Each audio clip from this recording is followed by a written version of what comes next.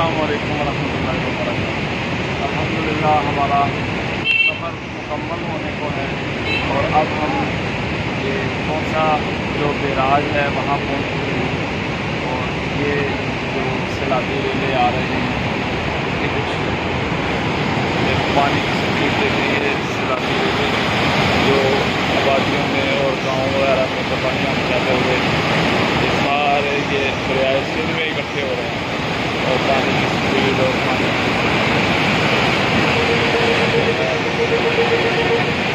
दुआ करें अल्लाह तबारक व तआला आसानियों वाले वहाँ पर करे। जहाँ जहाँ जा रहे हैं वहाँ से पूरा पुल हिल रहा है पानी की स्पीड की वजह से। और ये पीछे ये वाला पानी जो है आबादियों को तबाह करता हुआ दरिया में घुस रहा है और काफ़ी आबादियाँ और काफ़ी इलाके